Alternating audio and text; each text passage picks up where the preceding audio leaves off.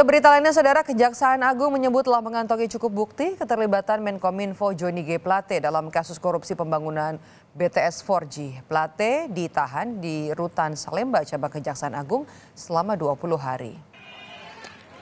Kejaksaan Agung menetapkan Menkominfo Johnny G. Plate sebagai tersangka kasus dugaan korupsi proyek BTS. Diduga keterlibatan Plate terkait jabatannya sebagai menteri dan selaku pengguna anggaran. Untuk 20 hari ke depan, Plate akan ditahan di Rutan Salemba, Cabang Kejaksaan Agung.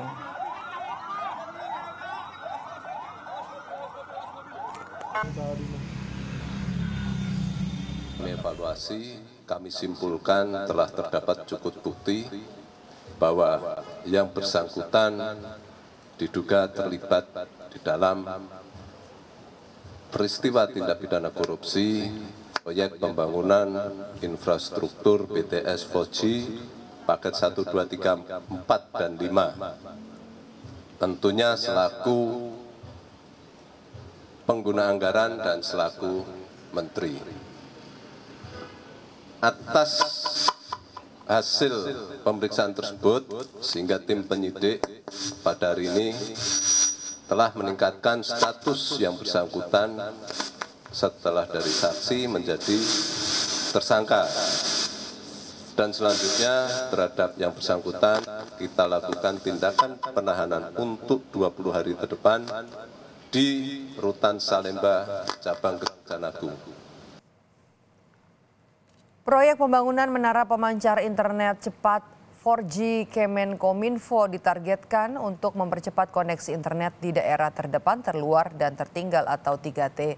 Dalam perencanaannya, Saudara, Kementerian Kominfo akan membangun 4.200 menara BTS di berbagai wilayah. Kepala Badan Pengawasan Keuangan dan Pembangunan atau BPKP Muhammad Yusuf Ateh menyebut kerugian negara dalam kasus ini mencapai 8,03 triliun rupiah.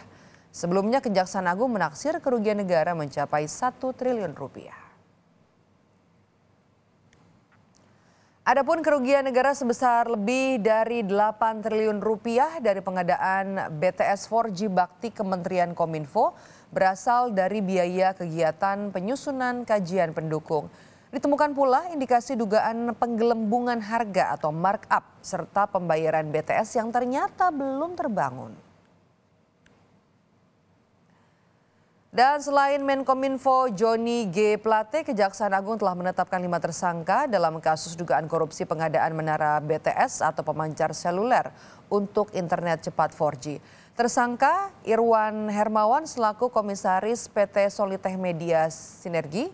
Irwan diduga bermufakat bersama Direktur Utama Bakti Kominfo sehingga menjadi pemenang proyek. Sebelumnya juga ada nama Anang Ahmad Latif, Direktur Utama Bakti Kominfo yang telah ditetapkan sebagai tersangka dalam rekayasa lelang proyek menara BTS.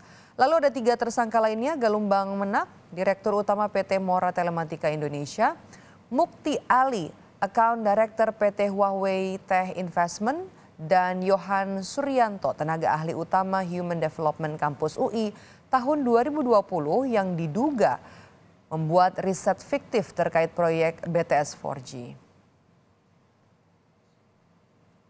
Sementara itu, setelah ditetapkan sebagai tersangka dan ditahan, Rumah Dinas Menteri Komunikasi dan Informatika Johnny G. Plate yang berada di Widya Chandra, Jakarta Selatan digeledah penyidik Jampitsus Kejaksaan Agung. Penggeledahan dilakukan terkait kasus dugaan korupsi pengadaan tower BTS. Garis pembatas dipasang di depan pagar Rumah Dinas Menkominfo Johnny G. Plate yang berada di kawasan Widya Chandra, Jakarta Selatan.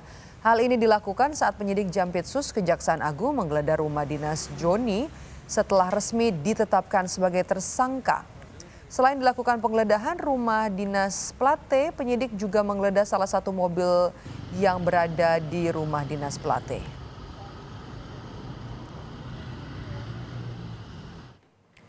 Penyidik Kejaksaan Agung juga menggeledah kantor Kementerian Komunikasi dan Informatika Kemenkominfo yang terletak di kawasan Medan Merdeka Barat, Jakarta Pusat.